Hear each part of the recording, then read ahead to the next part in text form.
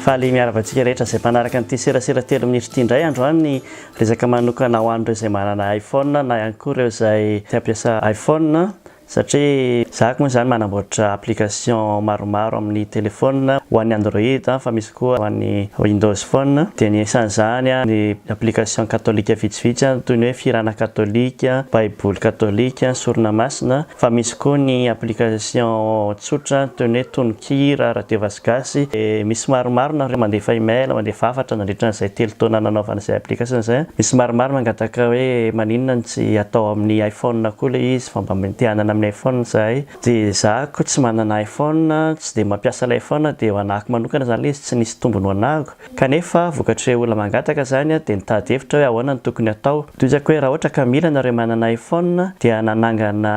toerana anankiray izay azo anangonana ny vola anaovana anazy anaovana an'izay investissement zay manana iPhone nareo dia zay mety manan-karena koa tsy dia hoe resaka hoe manan-karena fa raha olona zato fotsiny samy mandoa 15 € dia vita io satria ny zavatra tena ilaiko fotsiny zany manao anazy dia ordi Mac sy téléphone iPhone anaovana test na dia hoe tsy vaovao daholo arany zay zany tena zavatra ilaiko dia misy toerana azoanareo manao an'izay napetraka ao amin'ny litchi.com ny volana angatahako hoe 1500 € zany hoe raha teneniko zay hoe raha olona zato nareo manana 15 € dia vita io dia ho an'ireo izay tsy mampiasa iPhone mazava ho azy tsy maintsy hoe ny Android tsaraina ohatra zany ka tsika tsy mampiasa iPhone dia mety tsy sahirana amin'izany aleo izay mampiasa iPhone anao an'ilay izy dia raha ohatra izy mahavita dia ataontsika ilay version iPhone na application io sady sy ireorery ny ataoko zany fa mety manana faniriana anao application maromaro ako dia ho an'izay mampiasa iPhone mazava ho azy ireo izay manao développement na application koa dia afaka hiteny hoe fanga voatery atao amin'ny ordinateur Mac ny application amin'ny iPhone azo atao zany fa zany hoe ilay teneniko hoe zaho tsy manana iPhone tsy dia misy tombony manokana ao anahy izy fa service ataoko zany izy dia rehefa tsy vita rehefa tsy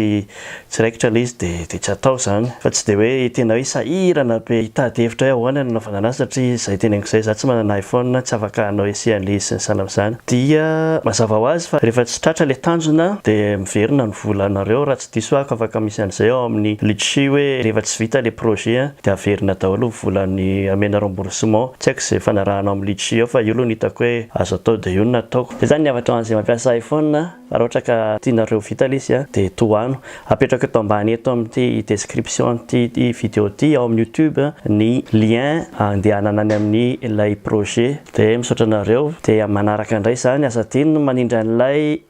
s'abonner eto ambany eto sy manao j'aime ihany koa satria mampandrisika hanao vidéo maromaro ihany koa ilay izy zay veloma daholo dia maheresa sy mazotoa amin'ny herinandro vaovao ity aza diny ilay lien eto ambany ho an'izay te hanohana saotra veloma